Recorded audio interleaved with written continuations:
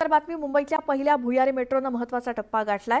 Aqua line म्हणून ओळखल्या जाणाऱ्या मेट्रो 3च्या कफ परेड ते या अंतिम स्थानकापर्यंतची धाव यशस्वीरित्या पूर्ण झाली आहे। ॲक्वा लाईनच्या एकूण 33.5 किलोमीटर लांबीच्या मार्गातील 12.69 किलोमीटरचा पहिला टप्पा आरे ते वांद्रे कुर्ला कॉम्प्लेक्स हा 7 ऑक्टोबर 2024 पासून प्रवाशांसाठी सुरू झालाय। त्यानंतर 9.77 किलोमीटरचा धारावी ते वरळीतला आचार्य अत्रे चौक हा टप्पा वेगाने पूर्णत्वाच्या दिशेने चाललाय।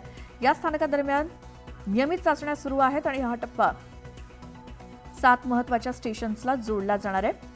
तर या यशस्वी चाचणीमुळे आचार्य अत्रे चौक ते कफ परेड स्थानकातील मेट्रोच्या उभारणीला गती मिळाली आहे आणि जुलै 2025 पर्यंत संपूर्ण मार्ग कार्यान्वित करण्याचे लक्ष्य मुंबई मेट्रो रेल कॉर्पोरेशनने ठेवलंय।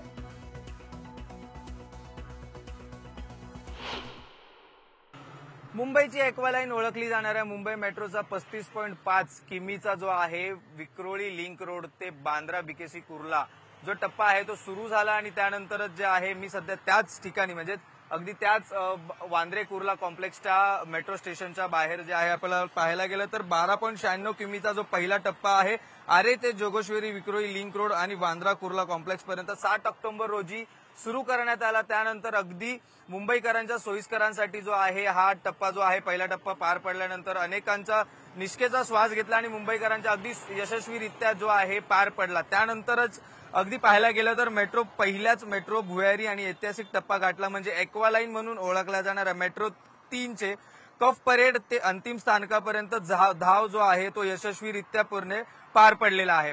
आणि आचार्य अत्रे चौक ते म्हणजे वरळी ते चर्चगेट पर्यंत जी आहे धावपट्टी म्हणजे अगदी मेट्रो जी आहे थेट वरळी ते चर्चगेट म्हणजे आचार्य अत्रे चौक ते कफ परेड पर्यंत जी आहे यशस्वीरित्या धाव जी आहे पूर्ण पार पडलेली पाहायला मिळते। ज्या प्रकारे वांद्रा विक्रोळी कुर्ला कॉम्प्लेक्स जी आहे यशस्वीरित्या पूर्ण झाली त्याच नंतर आता कफ परेडच्या 2 आचार्य अत्रे चौक देखील यशस्वीरित्या मुंबईकरांच्या सोयीसाठी लवकरच जी आहे सोयीसाठी उपलब्ध होणार आहे।